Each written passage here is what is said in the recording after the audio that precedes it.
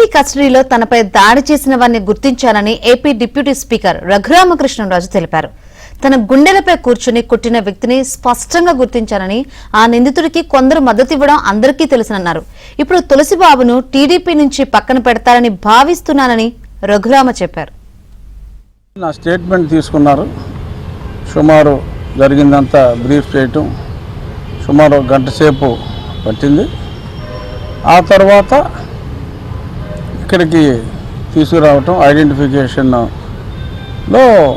నేను ఎవరైతే నా గుండెల మీద కూర్చున్నారో వారిని నేను గుర్తించడం జరిగింది. మరి అక్కడ 6-7 ఉన్నారు. అందులో క్లియర్గా నా గుండెల మీద కూర్చున్న వాళ్ళని నేను గుర్తించడం జరిగింది.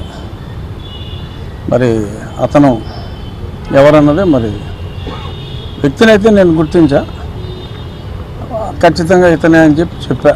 నా చెస్ట్కి బాగా దగ్గరగా కూర్చొని నన్ను 2-3 షాట్లు కొట్టినప్పుడు అప్పుడు లైట్గా జారింది.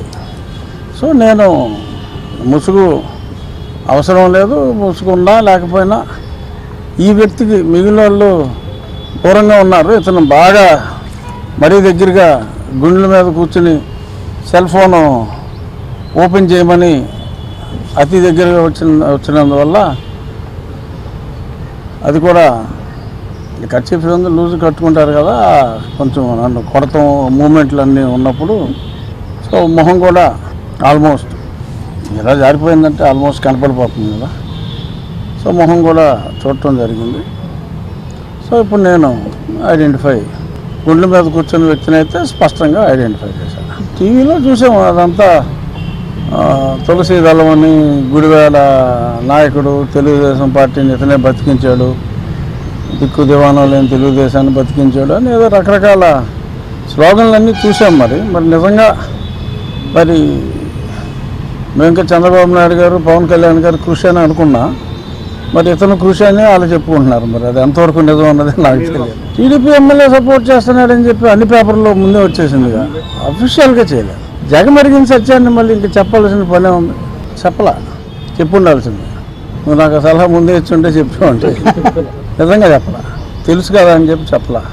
ఆ మధ్యన తెలిసింది పార్టీలో అతనికి ఎటువంటి పోస్టు లేదని.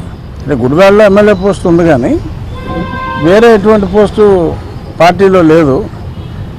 అన్అఫీషియల్ ఎమ్మెల్యేగా చాలామంది అవుతున్నాడని గుడివాడలో అందరూ అంటున్నారు, గుడివాడ చుట్టుపక్కల ప్రాంతాలందరూ కూడా. మరి ఇప్పుడు పార్టీకి దూరంగా ఉంచుతారేమో అని నేను అనుకుంటున్నా.